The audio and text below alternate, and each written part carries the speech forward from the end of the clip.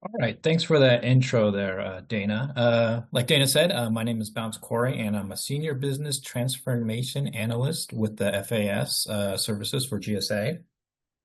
Um, and today we're going to talk about TDR reporting, specifically in the services contracts arena. So let's go ahead and get started with the presentation. All right. So this is going to be today's agenda. So we're just going to give kind of a slight overview of TDR for anybody that's new to it. We're going to review some of the data elements, contract and order type, reporting labor hour or time and materials labor services. Some of the aspects we're going to cover are which level do I report my hourly labor rate sales? Which data elements do I need to report? And how can I leverage unique catalog or UCIDs to make reporting easier and compliant? Then towards the end of the program here, we're going to talk a little bit about reporting firm fixed price labor services and firm fixed price other services. And let's see. And then the final thing we're going to speak about here is resources where you can get more information on TDR reporting and TDR in general. Before I start the presentation itself, I'm going to be probably mentioning grace period a couple of times through this presentation. And what that means is that we're going to give you a little bit of grace period before services reporting for TDR does become mandatory. And that grace period is actually going to go through the rest of the year. So the grace period will end on December 31st of 2026. So you do have quite a bit of time to get everything together so that you can report properly as soon as the new year does turn. So that is kind of a new information that was given to us today. So you do have quite a long grace period for everything. And the also other thing I would do want to emphasize also is that as I go through this presentation, everything that I do talk about is confirmed during this date today.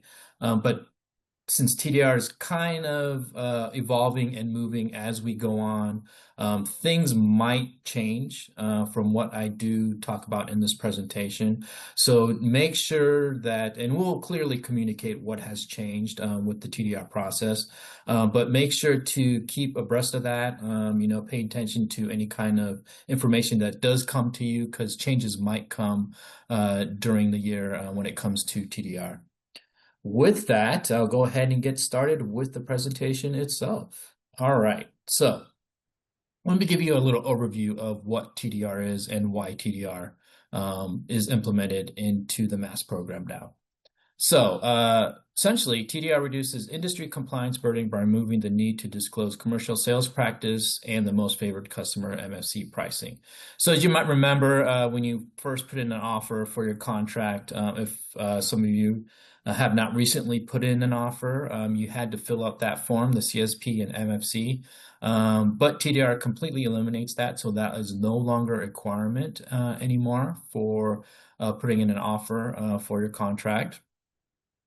And TDR also increases transparency of goods and services through the multiple award schedule. It really helps us give the data for market intelligence, where buying is going on, what agencies are buying, the most products and services. So it really helps not only the customer agencies that we work with, but also industry, so they can actually target specific areas for business. And what is required under TDR? Probably the biggest change for most of you is that, before you had to kind of report on a quarterly basis, but TDR does require monthly data reporting sales in the SRP portal. So that's the sales reporting portal there. So remember, that's probably the most biggest change there is that data or monthly reporting will take place monthly. And all sales under GSA contracts, including BPAs, must be reported to ensure accurate industrial funding fee remittance and to provide the government with historical purchasing data. And what is the goal of today's session? Hopefully we can provide some guidance, of course, some resources and tips to improve your data accuracy and simplify the reporting process itself, since it's kind of new to everybody on the industry side on how to report to TDR. All right, the first thing we're going to talk about here is labor hour or time and materials services. And these are the TDR requirements that go with those. So like I said, emphasizing every month with the new TDR implementation, report all sales that are directly linked to your GSA mass contract. And that includes BPAs also. Sales from other commercial or government contracts or orders do not apply. So data can either be entered within the SRP system via form entry or file upload. And we'll give examples of what those data entries will look like further down in the presentation itself. And on the right side here, you can kind of see what is necessary when you do report for SRP and what kind of data you'll have to report on. Like contract BPA number, order number, and PID. And we'll talk about those further throughout the presentation, what we're looking for when you do report your sales. And then data entry for labor hour and time and material contracts primarily focuses on hourly rates. So as you can see, LH is labor hour, and it does correspond with hourly rates charged by labor category. Name title with some caveats there. All fields to the right, like I mentioned before, you'll have to report on. Some you won't have to, but we'll talk about those also, which are not necessary. Then, of course, the other thing here is unique catalog identifiers will likely be the most challenging aspect of reporting. So with this grace period, you have till the end of the year, it is recommended to, even though there are not mandatory at this time, there will be once TDR becomes a mandatory reporting requirement at the end of the year. But now's the time to get kind of used to the UCID process and everything like that. So take this time during this grace period to really get that UCID emphasis down for your labor categories and matching your labor categories with the UCIDs that you do create. And we'll talk about a little bit more about UCIDs throughout this presentation. All right, and at what level do I begin reporting sales? So you want to begin reporting sales for each task order or purchase order awarded under your GSA mass contract. And here we have kind of an example of what we're looking for when you do report your sales to the SRP system. And first of all, we're going to talk about, the first column here, as you can see kind of highlighted in the orange, contract and BPA number.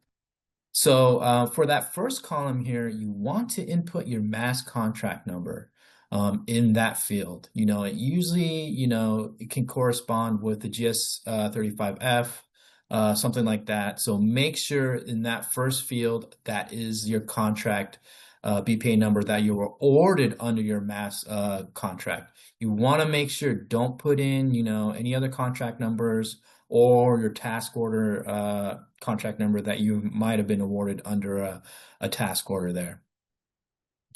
And entering a BPA number is only applicable if you report sales separately for the BPA. So any kind of BPA, and those are just examples there that we have, scripts, MRFS, and 2GIT. Those are just some of the examples. They're not just the only ones that you need to report, but just keep those in mind that those BPA numbers also want to be reported under that first column also. And for some reason, if you don't know your mass contract number, definitely click on that link once you do receive this slide deck here on the GSAE library, and use the search tool to look for your contract, and it should give you your BPA number right there. And like I said, input for anything else, do not combine or confuse your mass contract number as your order number or PID, which is essentially your task order number that a awarding agency might give you. And double check your contract award documents and contract awards in sam.gov if for some reason you can't find either of those numbers in there. All right, now we're going to talk about the second column here, highlighted in orange, the order number or the PID. So the order number or procurement instrument identifier is issued by the ordering agency. So, when you do get awarded task order, from, for example, maybe the Department of Transportation, something like that. They will give you a PID number, and that is your kind of task order award number.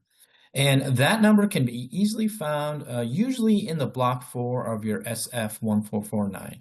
Now, you'll see that kind of highlighted there on this slide. So if you click on that link right there for block 4 of SF499, it will give you an example SF449 and where to find that PID number. Remember that PID number is not your mass contract number or your BPA award number. That goes into your first column. And do not input both your mass contract number or BPA number and order number in this field. Only enter that PID number that was awarded to you by the ordering agency. And, invoicing records also often reference a task order BPA call number. If so, this is the information you should input after you make sure it is valid. And of course, if there is no order number or PID is issued, which is a very rare occurrence, make sure to look at your invoice, and that number should be in your invoice there. And for some reason you can't find your order number or PID, you can always click on that link here on this slide to USA Spending, and you can actually look up the awards under your contract, and then it should give you the order number or PID. All right, now we're going to talk about UCIDs. What is UCID? Well, it is a unique catalog item ID. It is a vendor-defined code, so it's really up to the vendor itself to make up that code for the FAS catalog platform, which links directly to a labor category name or fixed price unit services in your GSA price list catalog. So what that means is that whatever you were actually originally awarded in your GSA price list, that UCID will connect to that actual labor category or that fixed price service. So the UCIDs can be found in the eLibrary again.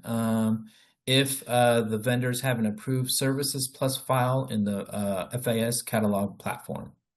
The one thing I want to emphasize, especially on this second bullet here, is that you want to make sure that your UCID is a one-to-one match to whatever labor category that was awarded to you under your MAS contract here. And the reason why we created UCIDs was that, companies typically use different altered labor category names other than their exact approved GSA price list in their internal labor reporting systems or proposals to customer agencies. So essentially, we understand that that vendors out there do a lot of business, not only with GSA, but other, government agencies or even on the commercial side also. And, those might be abbreviated or shortened within the accounting system, but they weren't the exact name that was actually awarded under the mass contract. So that's why the UCID system was created. But like I said, if you do use a UCID, which will become mandatory, make sure it is a one-on-one match between what is awarded under your GSA price list catalog. And of course, like I said before, there is that grace period here till the end of the year until reporting becomes mandatory. So now's the time to set up those UCIDs in your system so that you'll be ready to go and ready to go rolling once that calendar date turns over to January 1st of 2027, and it will take care of all your UCID reportings. And of course, the process to adjust the UCID for labor or fixed unit price services and the FCP can be found here at that link. So that link will give you more information about UCIDs there. And like I said, this says here, this is a great action to think about now and during the grace period to prepare for TDR reporting as it becomes mandatory at the beginning of next year. And we understand that a lot of contractors, some are not in the FCP currently. And then you will just want to leave that UCID field blank and report the exact labor category name title matching your approved price list proposal template or the PPT in the description of deliverable field. So you'll see that highlighted there in that orange under the UCID. So you want to put that UCID name in there. As you can see, you know, mech N3 in that example at the top, very top there, which essentially translates to most likely that's worded on your mass contract mechanical engineering 3, but the UCID abbreviated name is mech engineer 3. And of course, if your company is currently not in the FCP for some reason, you want to use the actual full name of what was awarded under your GSA contract. Okay, and we do have some examples here that we want to take a look at here for how to set up what usage will look like when they're actually entered, how you set up the one-on-one kind of relationship here. So as you can see at the very bottom here, we have Mech Eng 3, but the actual awarded labor category under your GSA catalog is a Mechanical Engineer 3. So under the UCID column, you want to enter that as Mech Eng 3, as you can see there. And then we have Tech Imp Spec 4. These are very funny names once you kind of sound them out. But that actually stands for Technical Implementation Specialist 4. And of course, we'll have kind of different ones also. So it's really up to the company to actually establish what kind of UCID coding they want to use for each of their labor categories under that are awarded under the mass contract. Next, we're going to talk about a description of deliverable. So if your company has an approved services plus filed in the FAS catalog platform and entered a valid and well-mapped UCID, then you may enter NA in the description of deliverable field or provide an additional service description. So the system will understand if you do have a UCID established and it's well mapped with that one-to-one kind of matching there with the labor category awarded, you can just put NA in that description of deliverable field. Make sure don't leave that blank. You always want to, if you do have that UCID established, you want to always put NA in there. If you do leave that blank there, it will cause some processing errors for your reporting requirements. And kind of so I just kind of emphasize some of these areas where you leave NA will work, but other kind of entries you will want to leave blank. So you want to keep those in mind. Some will take NA, some will leave blank. But for description of deliverables, if you have a well-mapped UCID, you just want to put NA in there. And of course, if your company does not have a services plus filed in the FCP or your internal processes are not set up yet for UCID effectively within the grace period, then enter the exact labor category name as shown in your approved GSA price list catalog. So some examples down here so these are the ones that have been awarded under your contract, under your GSA price list, the labor category name. So that will be Mechanical Engineer 5. So in description of deliverable, you want to input Mechanical Engineer 5, an exact match of whatever you've been awarded. Is this in compliance? Yes, it is. Since it is an exact match to the previous GSA price list that you have posted. And of course, not a good example is, say you were awarded Mechanical Engineer 5, but the description deliverable, you abbreviate that to Mech Eng 5. Is this in compliance? No, because it's not an exact match. So keep that in mind. Okay, so when it comes to SCLS kind of labor categories here, there is a different way to actually kind of describe them in the description of deliverable. And now you want to follow this exact way that we kind of lay it out to you on how to report for those SCLS labor categories. And those SCLS labor categories will be reported the same in description and deliverable, whether or not you're on the FCP. If you're reporting a labor category sale for an SCLS line item, input the data in the following format in the description and deliverable field. So you want to follow this actual labor category description for SCLS labor categories that we give here. So, it's going to be the LCN, labor category name on the GSA price list, the wage determination number, and the revision number. And you also want to add those colons in there too. So use this as an example of how to do SCLS labor categories. And the next slide will show you kind of more examples of that also. So as you can see, that labor category was administrative support labor performed in Marengo, Perry. That's the county that's not somebody's name. That's the actual county that the work took place in. And then then the wage determination number was 2015-4623, and the revision number was 29.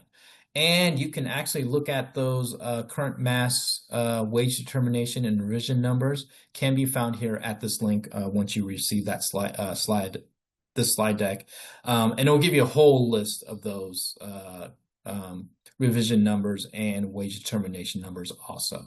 And then the next slide will give you some more examples of what we're looking for when you do this.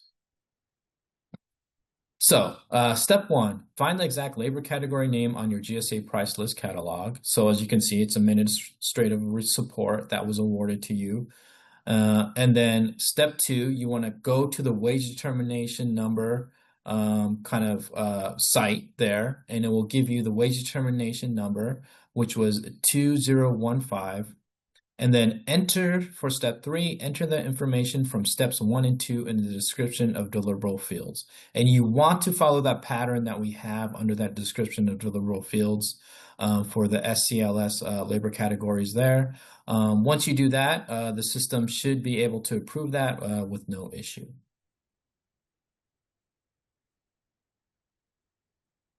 All right.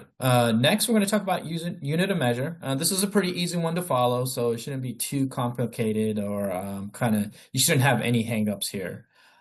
So the unit of measure is, or the unit issue is from your FCP services plus file or the proposal template if it's not in the SCP.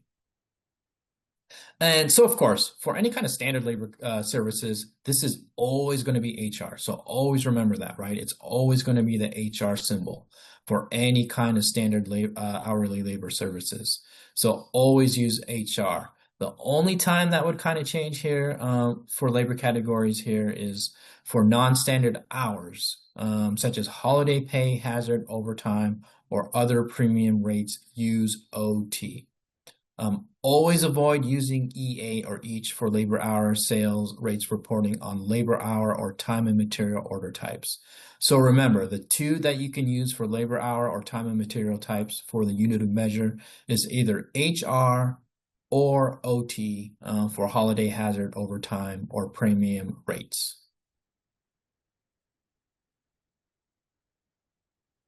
All right, another column that you do have to fill in here is the SIN number for whatever type of work you're doing. And that is always associated with your task order, delivery order that is being reported. And of course, for the list of awarded SINs on your contract, there we go again. Go to your GSA library, which is kind of the focus of trying to find information that you might not have handy to you. And put your contract number there in the search bar. And all the awarded SINs are present in the column to the right. And you can always check your task order, delivery order document for the applicable SIN number. Most of the time, the agencies that do award any kind of task order will also incorporate the SIN number in that award documentation. And vendors should always reference the original RFQ for the applicable SIN. And sometimes, work will cross multiple SINs, but make sure to select a SIN that represents the majority of the work. So, if you have two SIN numbers, applicable to one type of task order, make sure to put the SIN number where the majority of work was done. All right, next we have order type here. So you want to report the order type associated with each sale line item. Only input one of the following options per line item, depending on that task order. So these are the four that we have, right? Firm fixed price, labor services, firm fixed price, other services. That can mean training, subscription, licensing, etc. Labor hour or time and material services, and also products. If the award purchase order is a hybrid order type, for example, like an awarded as a fixed price contract with associated time and material or labor hour claims, you want to report those each line item separately in alignment with its order type reporting requirements. So in that order type there, you want to use those four of these, depending on what kind of award that you got for that task order. So like I said, it can be firm fixed price labor services, firm fixed price other services, labor hour time and material services, or product. Next one here, another easy one here to kind of remember is the work site. So you have kind of three choices when it comes to selecting what the work site will be. These options are contractor site, customer site, or virtual. So remember, some work will take place, at the agency itself. Some work will take place at the actual vendor site, which is, maybe your place of business. Or, of course, some things might happen virtually. So make sure to put the correct work site in there. And of course, if work was performed at multiple sites during the monthly reporting sales period, enter the predominant work site in which the majority of the work was performed.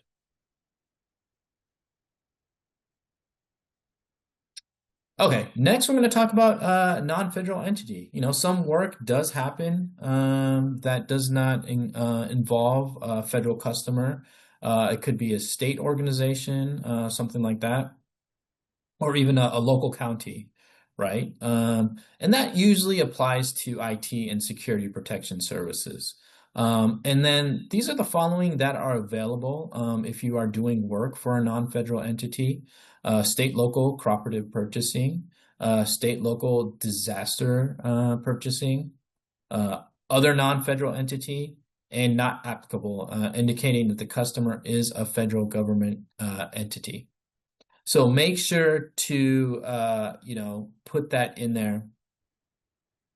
If you are not working with a federal entity, you have these four options here, or sorry, three options here. And of course, this is kind of the ones that I mentioned before.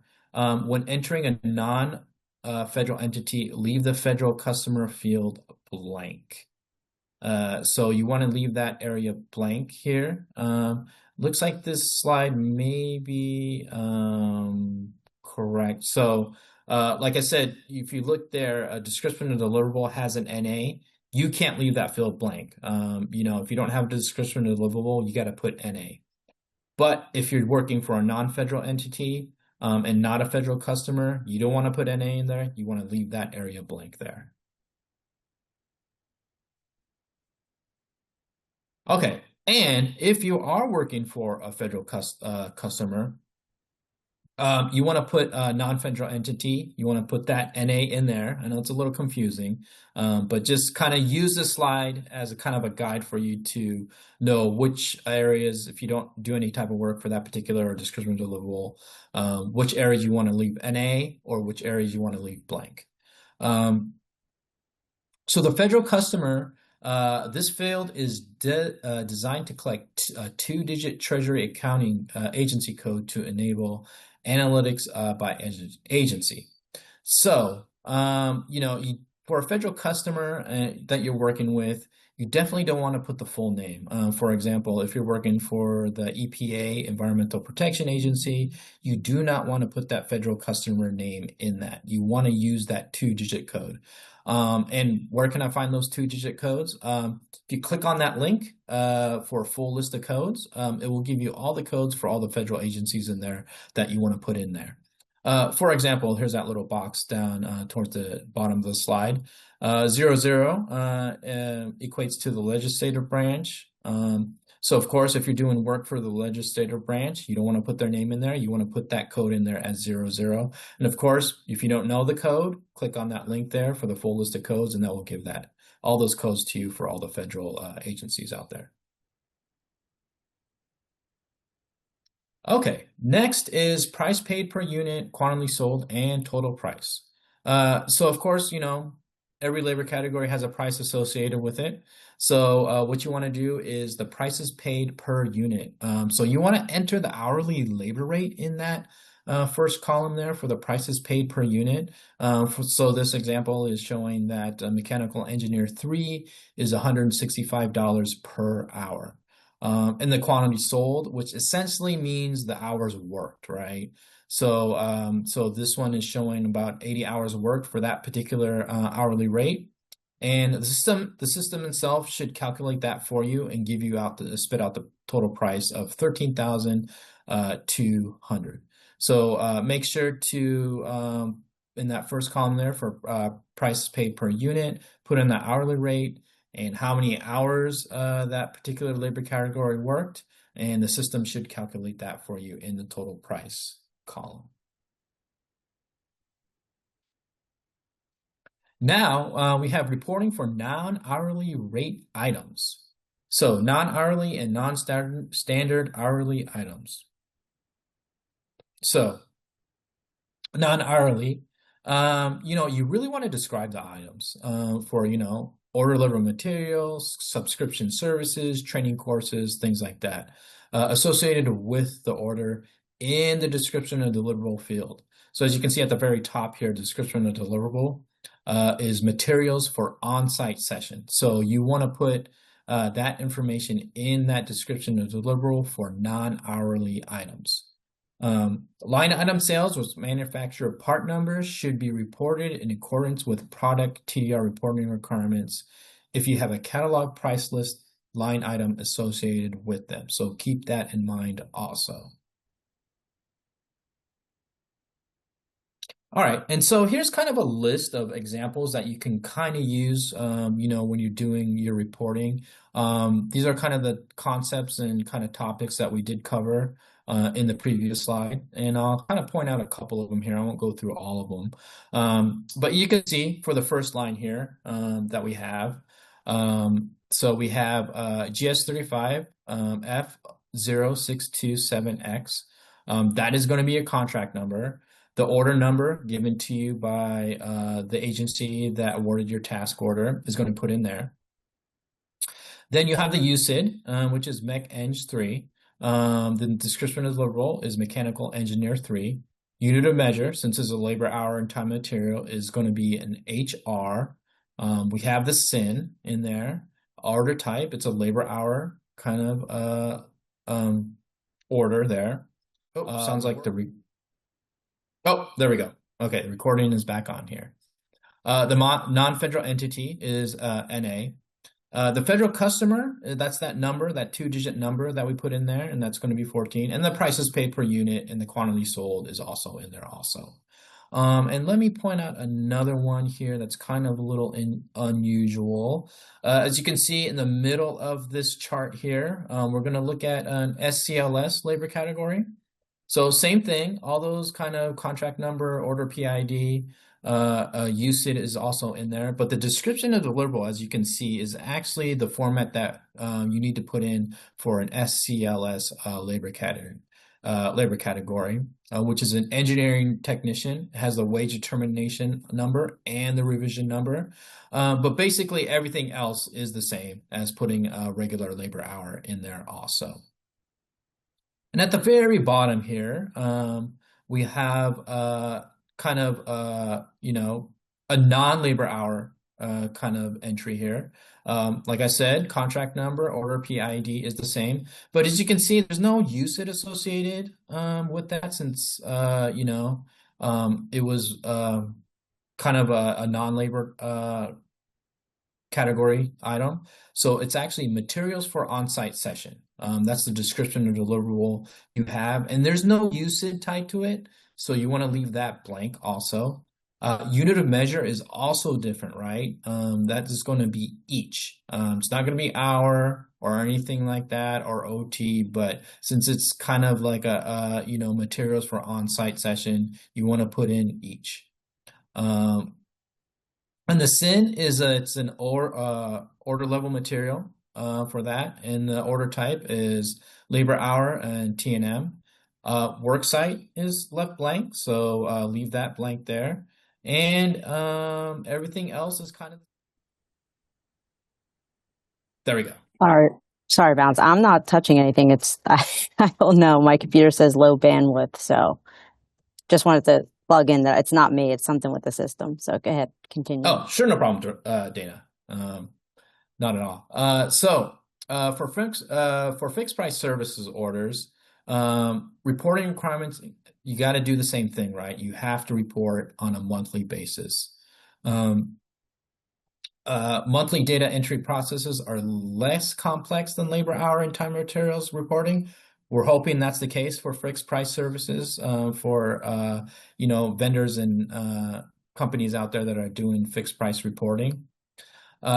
So it is a little different though than labor hour. I'm going to read this bullet here. The primary focus is on matching invoice descriptions in the description of the deliverable field, or if you're able to provide a higher quality description than invoice descriptions, please do so. So the minimum requirement for reporting fixed price services is matching the invoice description and the description of the deliverable field. But if you're also able to give us a more in-depth description, please do so in that area so we can kind of see, okay, kind of really determine what exactly was sold at that point. And there's another also requirement when it comes to fixed price services. File uploads upon new award. Upon new contract award, that means like any kind of task order or anything like that. Upload all associated PWSs, SOOs, or SOW documents related to the order above 1 million in total award value. So make sure to kind of highlight that if you're doing fixed price services reporting, that those documents need to be uploaded on new contract awards for anything under $1 million. We are seeking the PWS, SOO, or SOW documents you responded to from the government to win contract awards. It's just going to give us more data information of what was sold, so we can actually share that with our, federal agency customers and also industry also. So SRP is certified to receive controlled unclassified information, but make sure do not upload any kind of classified information or proposal documents to the system itself. So, I want to emphasize that bolded area there. Do not upload classified information or proposal documents. We're just looking for a PWS, SOO, or SOW documents. And we are certified to receive CUI type documents. Okay, so some things for labor hour and fixed price services are going to be the same, and these are going to be some of the same fields here. For fixed price services order, the data element inputs requirements are identical to labor hour. And what are those? Of course, a contract BPA number, order type, SIN number, federal customer, quantity of items sold, and total price. But here are some of the differences between fixed price and labor hour reporting. So unlike labor hour and time and materials reporting, worksite and UCIDs are not required, but they are allowable and encourages if you feel if you would like to do that. And also, since it's a fixed price contract, hourly rate breakdown is not required. Instead, vendors must match their invoice description, like I mentioned before, or services provided in the description of deliverable field, or optionally higher quality description than invoice. So what does that mean? Hourly units of measure, like labor hour, hourly or OT should not be used unless you are using them on your invoice records. Match the unit of measure on your invoice record and make sure the unit of measure is allowable in SRP. If no unit is measured, enter one. I'm not sure if that is correct, but if it's not, somebody can call me out on that for the fixed rate. Fixed price services orders should not be confused with a fixed price service in your catalog. For example, training courses. If you can break out fixed price service offering in your catalog with specific UCIDs, please do so if you're able to. Hey, Bounce. Yes. That fixed rate was correct. So if you don't have a unit of measure, you can use that unit measure for fixed rate. Okay, awesome. Thanks for that, Anthony. I appreciate that. Okay, so fixed price services, monthly TDR data reporting. We're going to continue this. So here's a couple examples of what you want to put in for your fixed price services when you're reporting to the SRP system. So let's see here. Services provided were software development support for mission. Of course, it was, since it's a fixed price service, it was an EA, and billed amount 20,000. And then the second example here is project management support for a specific CLIN. Unit is EA, and the billed amount is 48,000. So as you can see, contract number, order number are the same. The UCID is kept blank. Then you want to put in the description of deliverable, whatever is in your invoice, or if you have kind of a, higher kind of explanation of what was kind of the deliverable, you can put that in there. And the unit measure is each, right? The SIN is the same. The order type, since it's a firm fixed price, you want to put in FFP, labor services. You want to keep that worksite blank. Federal customer, you want to put that federal customer in there. And of course, the price is paid per unit and the quantity sold. So, and that will give you the total price out there. So as you can see, some of the columns, some of the data requirements are similar to labor hours, but then also some are different. So make sure that you understand those differences when reporting fixed price services in comparison to labor hour. Okay, and we did talk about this in the beginning, but I want to emphasize this again. File uploads upon new award. So for any kind of new contract above 1 million in total award value, upload all associated PWSs, SSOs, or SOW documents.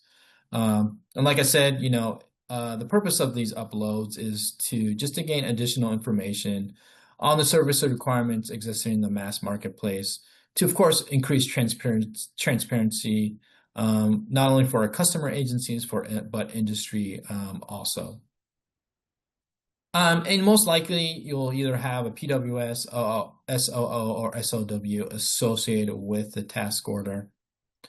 We are authorized to take, controlled unclassified information, but do not upload any kind of that classified information into the system itself.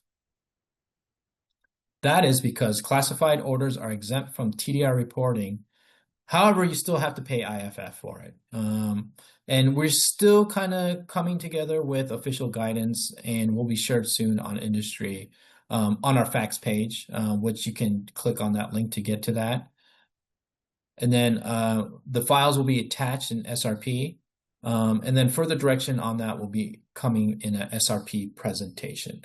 So, there'll be other presentations on actual SRP reporting, which will actually go into the system and kind of show you and demonstrate you how to actually upload and put in all that information into the SRP system itself.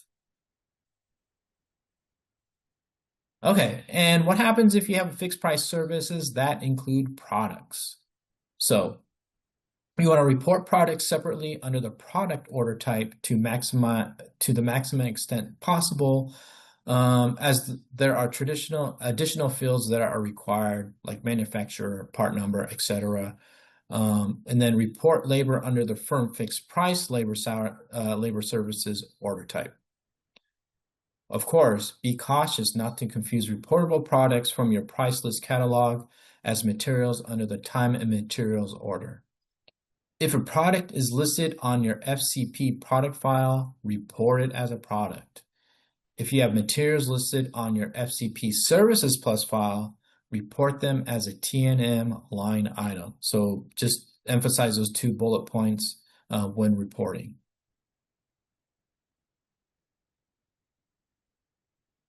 Okay, and here's just another example of a sample of reporting with mixed or fixed price services.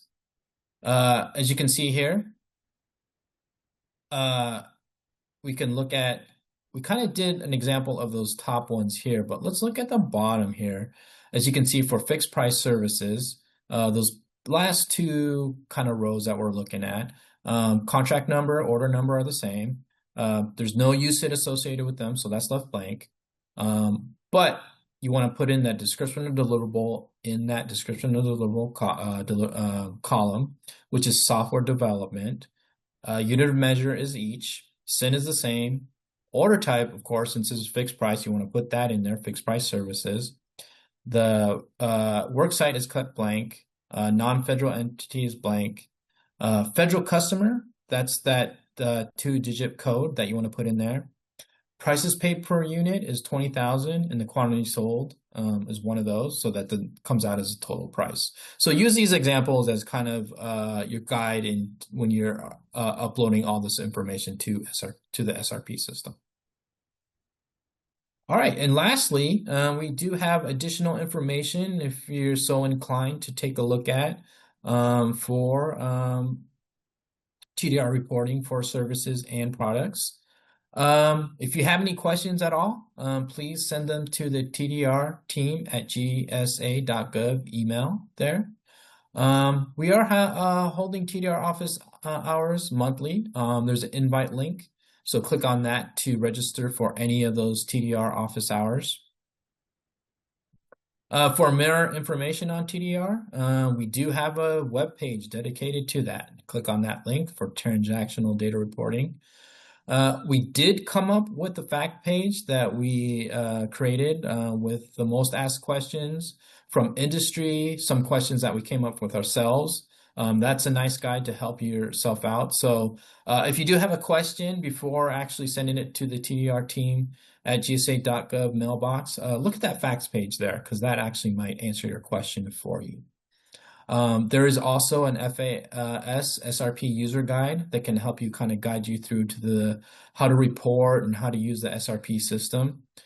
And also one for UCIDs also. So click on that link for that UCID for the FAS catalog platform. Hey, Bounce. Yes. To clarify, the grace period is not for when you report, it's about the validation. So you're not going to be penalized. You're not going to be, it's not going to go in your compliance reports. So you still start reporting July 1st for the first month ending August 30th if you accepted the TDR mod. It's the grace period's about when the validations start, when you start getting, so to speak, dinged, if that might be the word. Like, you're not going to, if you have validation issues, it's not going to go against your record, if that makes sense. Gotcha. Thank you, Paula. Thank you for that. Yeah, so it gives you kind of, like Paula said, you do want to start reporting on July 1st. But if for some reason you're having trouble reporting, you're getting your, report sent back to you, you're not going to get dinged for that information. So while you do want to start reporting July 1st, I guess another way to say it is you won't be on the naughty list until the January 1st, 2027 turnover. And let's see, for a successful submission of sales data by uploading an Excel file, please follow the instructions in the mass file upload section of the FAS SRP user guide. This guide will be updated when new fields are implemented. So like I said, there might be some new fields added. Some things might change from what we talked about in this presentation. So make sure to look out for those changes. All right, and that actually ends this portion of the presentation. And looks like there are a couple questions that were out there. Looks like majority have them answered, and they are actually the current ones in the system that are in the Q&A pod are being answered right now. So you do have some time here to submit any other questions.